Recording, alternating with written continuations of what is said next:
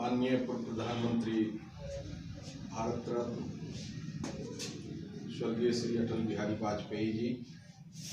की जयंती पर आज हम तमाम लोग यहाँ एकत्रित हैं। सबसे पहले हम उनके श्री चरणों में अपनी श्रद्धा निवेदित करते हैं और श्रद्धा सिर्फ इसलिए नहीं निवेदित करते कि वो हमारे देश के एक पूर्व प्रधानमंत्री थे। मैं समझता हूँ कि उससे बड़ी ऊंचाई थी उनकी, उस पद से भी वो बड़े थे, उनकी शख्सियत बड़ी थी उस पद से। न सिर्फ एक राजनीतिज्ञ के रूप में बल्कि एक कवि के रूप में भी, एक अच्छे इंसान के रूप में भी, एक न्यायप्रिय व्यक्ति के रूप में भी, एक संकल्प के धनी व्यक्ति के रूप में भी। और इसलिए वो कहते हैं कि उनके संदर्भ में ये कहावत है कि वो अजात शत्रु थे, जिनका किसी विरोध के नाम पर जिसका कोई विरोधी न जन्म लिया हो, जिसका कोई शत्रु नहीं हो, वह अजात शत्रु जैसी शख्सियत थी उनकी। तभी तो कांग्रेस के विरोध की सदा राजनीति करने वाले व्यक्ति भी अगर कांग्रेस के शासन काल में इतना सम्मान पाता था कि जब कभी भी विदेश से जुड़ी हुई कोई समस्या आती थी तो उसके समाधान के लिए माननीय अटल बिहारी वाजपेयी को भेजा जाता था। एक प्रधानमंत्री के रूप में हिंदुस्तान को शक्तिशाली बनाने के लिए और परमाणु शक्ति संपन्न बनाने के लिए, क्योंकि हमारा पड़ोसी देश चाइना परमाणु शक्ति से संपन्न था, पाकिस्तान भी चोरी छिपे परमाणु बम बना चुका था, और इसलिए आवश्यकता इस बात की थी कि हमारे देश को परमाणु शक्ति संपन्न बनाया जाए। और इसके लिए उन्होंने पोखरण में परमाणु परीक्षण कराया और दुनिया को यह संदेश दिया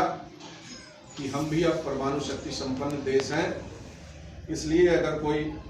भारत को कमजोर समझता है तो यह समझने की वो भूल नहीं। स्वर्णिम चतुर्भुज योजना के माध्यम से देश के 4 बड़े महानगरों को, चेन्नई, बम्बई, कलकत्ता और दिल्ली, इन चारों को जोड़ने के लिए राजमार्ग का निर्माण करवाया ताकि इस देश का चतुर्दिक विकास हो सके।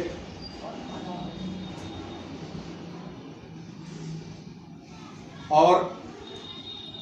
संकल्प के कितने धनी थे, आप इस बात से आकलन कर सकते हैं कि वो कहते थे कि हार नहीं मानूंगा लेकिन रार भी नहीं ठानूंगा। हमारी किसी से लड़ाई नहीं होगी, लेकिन अगर कोई हमसे लड़ना चाहेगा तो हम हार भी मानने वाले नहीं हैं। निश्चित तौर पर जब एक वोट से उनकी सरकार गिर रही थी और उन्होंने यह वक्तव्य दिया था कि आज एक वोट के लिए अकारण हमारी सरकार गिराई जा रही है, और जिस कांग्रेस की पहल पर यह अभियान चलाया जा रहा है, समय आएगा कि वह कांग्रेस एक एक सीट के लिए तरस जाएगी। और आज वह दिन हम लोग देख रहे हैं कि राहुल गांधी जी भारत जोड़ो यात्रा पर निकले हैं। दरअसल लंबे समय तक सत्ता में रहने के बाद जो कांग्रेस सुविधा भोगी हो गई थी, उन सुविधा भोगियों के सहारे वो समझ रहे हैं कि अब सत्ता में वापसी असंभव है, इसलिए वो गांव-गांव गली-गली की खाक छान रहे हैं, लोगों को जोड़ने का प्रयास कर रहे हैं। लेकिन जो जुड़ाव होना चाहिए वह शायद इसलिए नहीं हो पा रहा है कि कांग्रेस को एक लंबा समय मिला, एक लंबी अवधि मिली, और उसके बावजूद ठीक है, आज़ादी के बाद बहुत सारा काम कांग्रेस ने किया, कांग्रेस की सरकारों ने किया, लेकिन जिस शक्ति के साथ दुनिया के अन्य देश अपनी आज़ादी के बाद अपने आप को आत्मनिर्भर बना पाए, शक्ति संपन्न बना पाए, उस दिशा में कांग्रेस ने शायद कोई काम नहीं किया, जिसके कारण आज उन्हें वह भाव नहीं मिल पा रहा है भारत जोड़ो यात्रा के क्रम में जो उन्हें मिलना चाहिए था। जब से अटल बिहारी वाजपेयी जी प्रधानमंत्री बने और उन्होंने जितने कार्य किए इस देश को आगे ले जाने के लिए, लगातार भारतीय जनता पार्टी मजबूत होती गई, और आज हमारे मोदी जी के नेतृत्व में आप देख रहे हैं कि चाइना भी अगर टकराता है तो वो मुंह की खाता है, छोटी मोटी टकराहट करके वह भारत को तौलना चाहता है, लेकिन हर बार मुंह की खाता है वो, और वो सचेत हो जाता है कि हमें 62 वाले भारत से नहीं बल्कि 2022 वाले भारत से पाला पड़ने वाला है, और इसलिए वो फिर चापलूसी की भी बात करने लगता है कि हम भारत से कोई युद्ध नहीं चाहते, हम शांतिपूर्वक रहना चाहते हैं, हम व्यापार करना चाहते हैं, हम उससे दोस्ती बढ़ाना चाहते हैं। लेकिन चूँकि उसका पुरातन इतिहास रहा है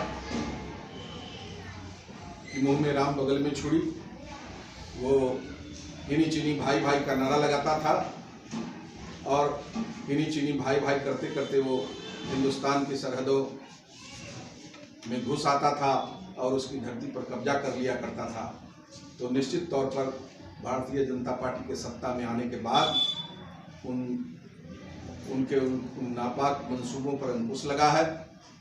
पाकिस्तान की ही बात है, पाकिस्तान भी जिस तरह की हरकतें करता था, हमारे देश में आतंकवादी गतिविधियों को लगातार संचालित करके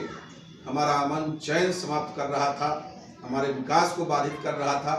निश्चित तौर पर उस पर अंकुश लगा है। और मैं समझता हूं कि आज जो हम इमारत देख रहे हैं उसकी नींव में अटल बिहारी वाजपेयी जी का बहुत बड़ा योगदान है। वो कहते हैं कि दधीची ने जिस तरह अपनी अस्थियों का दान करके और वज्र के बनाने का मार्ग प्रशस्त किया था ताकि हमारी देवी शक्तियाँ आसुरी शक्तियों पर विजय पा सके, वही योगदान हमारे अटल बिहारी वाजपेयी जी का रहा है कि उन्होंने अपना सर्वस्व स्वाहा करके, सर्वस्व होम करके आज इस स्थिति में भारतीय जनता पार्टी को ला दिया है कि आज सिर्फ हिंदुस्तान में नहीं